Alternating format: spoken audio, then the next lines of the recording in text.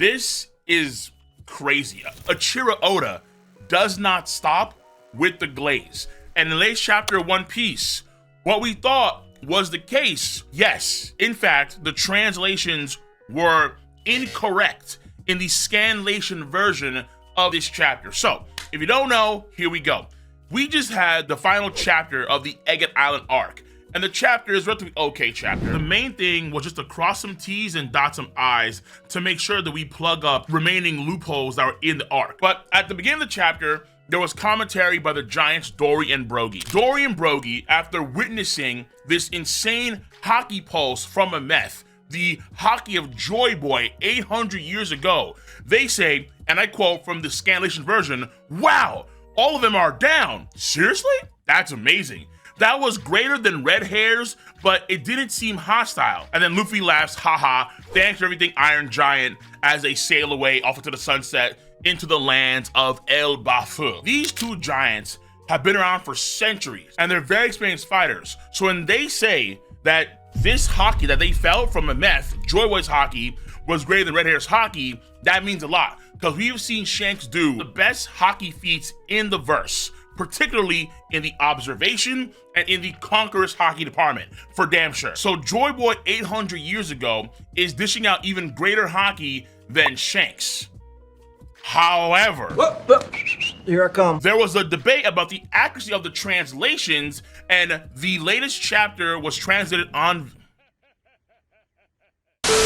The official translation dropped for the same scene, and this is what they say in that version. Whoa, it's true. They're all knocked out, captains. Then we have Brogy, no kidding. Then Dory. Was that even stronger than Red Hairs? There was no hostility to it. Wait a minute now. Was that even stronger than Red Hairs? It's debatable. They're not too sure. The Haki that they felt, Joy Boy's Haki, the strongest Haki, they're not too sure if that was stronger than the Haki of red-haired Shanks. And to go a step further, a translator on Twitter that a lot of folks do trust, who isn't known for being a Shanks supporter in any way. In fact, the complete opposite said this on Twitter. My translation, I didn't feel any hostility at all from that Haki. Was that Haki better than Shanks? And then he says in brackets, it is ambiguous from his speech as to who is better / greater Haki used between Joy Boy and Shanks. Serious claims. Damn right. And honestly, part of me wants to kind of go back now and do my official chapter reviews for the content when I used to do the initial reactions and then the review on Sunday / Mondays. But let's just focus on this right here. So whether or not Joy Boy's Haki is superior than Shanks' Haki, we don't know. But that also means that Shanks' Haki is in the ballpark of Joy Boy's Haki. Now, why is that really important? We see how powerful Joy Boy's Haki is in the last chapter, 1122. What did Joy Boy's Haki do? Let's review real quick. When it was unleashed by a meth, it split the sky. Huge pulses and bolts travel an undisclosed distance over the water and through the skies. All the Marines that are in this souped up Buster Call, remember that, this is a much larger Buster Call than usual when it came to their raid on Egghead Island. It's a much bigger Buster Call. All of the Marines that are in the area were knocked out. At that point in time, the Vice Admirals were knocked out, but in the follow-up chapter, 1123, we do see Vice Admiral Crimson Chin and Vice Admiral Dahl also knocked out from the Haki of Joy Boy. But then more importantly, 4 of the 5 elders that are nearby Meth, we have Ethan, we have Jupiter, we have Warkery, and we have Saturn. They were in their transformed states, and then the Haki forces them to de-transform. Furthermore, the summoning circle that was used to bring over 3 of these guys, Jupiter, Venus Juro, and Warkery, that gets undone. And then these guys get teleported back to the capital. So the implications of what Joy Boy could do with Haki and Haki alone are phenomenal. And keep in mind that a meth was supposed to be depleted from his power source from 200 years ago when the meth tried to take on the Holy Land at that point in time. But because of Luffy's drums of liberation, a meth was once again active. And after he does the Joy Boy Haki Pulse, a meth powers down. So even though it sounds crazy, it could be the case here where a meth's power source What actually fueled him was the haki of Joy Boy. That sounds really strange. Like, haki is a fuel source. Whether it is or it's not the case, of course, not too sure, but I will do more videos focused on that in the near future, diving deeper into the haki and the Conqueror's haki, because as we go along in the story, Oda is revealing more and more and more about the haki power system. Yeah, it's the final saga, so it seems a bit late, but at least we're getting something, not nothing, and we are improving the world building of the story, which is good, honestly.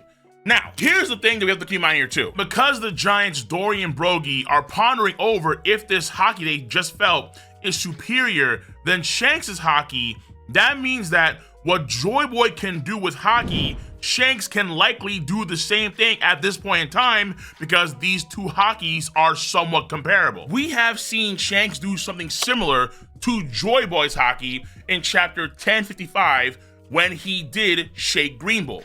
Remember, Green Bull was transforming into his gigantic Groot form, and then Shanks sends a haki blast, a haki beam from the outskirts of Wano Country inland into Wano Country, and then he forces Green Bull to power down. Green Bull is forced to power down via the Conqueror's haki of Shanks, just how 4 of the 5 elders were forced to power down because of the haki of Joy Boy. So whether or not you view the admirals being stronger or weaker than the elders, it's up to you at this point in time. But I would argue that now it's definitive. Not only do they share similar feats, as in like what they actually did on panel, but also we have word of mouth via Dory and Brogy where they're not too sure. They are not too sure if the haki that they felt was weaker or stronger than Shanks' haki. They don't know.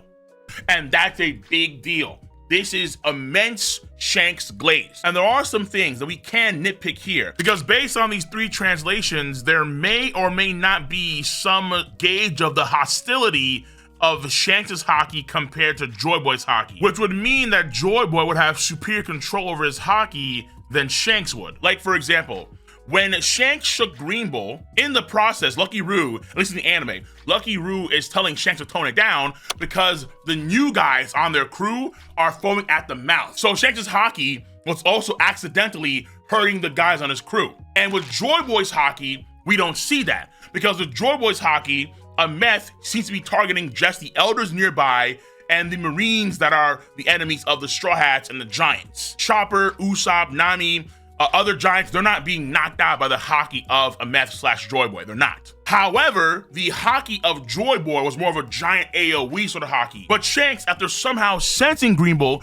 from a vast distance away, this man was able to snipe that over to Green Bull's location. In terms of distance, we can't gauge how long or how wide the bolts of Joy Boy span for. We have no idea. But with Shanks, we have seen footage before of a lot of those peaks nearby Wano Country. They are relative in size to Zunisha, though keep in mind that Oda's scaling isn't the greatest. Honestly, it really isn't. However, at face value, those peaks are massive. And Shanks in the outskirts of Wano Country, where not even the strong current is pulling in his ship into the actual borders, the wall of Wano Country. So he goes from the saltwater ocean past the actual borders of Wano Country through the freshwater ocean of Wano Country, inland, because the flower capital isn't on, let's say, the edge of the country. It's in the center of the country.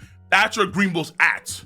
And Shanks is able to have all of this. Like, that is absurd range. The range of Shanks' Wi-Fi haki was out of this world. And that's why it was the greatest haki feat we've seen at that point in time. And Egghead Island, compared to, let's say, Wano Country, is extremely small. Egghead Island may be smaller than Onigashima, but Wano Country is like comparable to Alabasta, or even bigger than Alabasta in terms of size. That's how big it is. So Shanks' Wi-Fi haki is likely spanning the distance like several dozen times Egghead Island.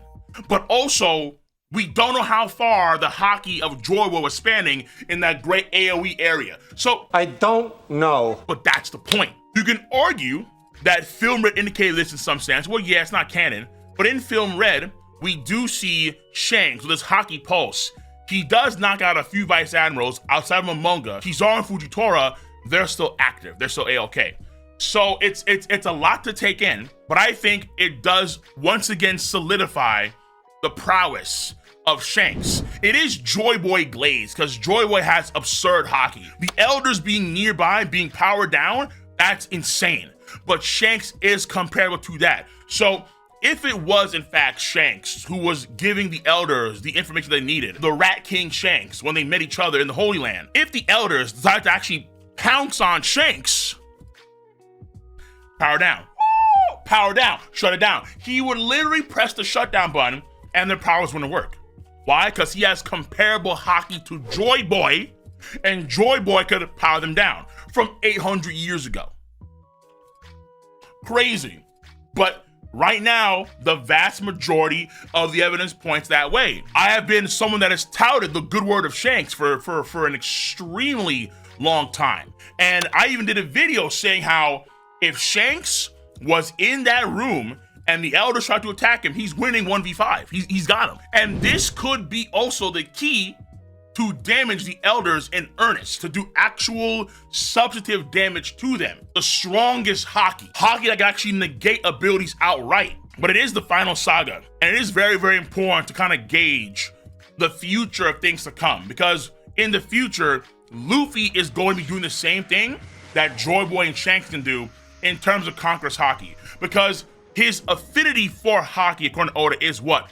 Conqueror's haki. And as time goes on, he gets stronger and stronger and stronger and stronger. That is also going to improve as well, his Conqueror's haki. So we'll do a deeper dive in, let's say, haki systems in the future for sure. But this is just crazy content here, where Eiichiro Oda is clearly putting Shanks on such a absurd pedestal.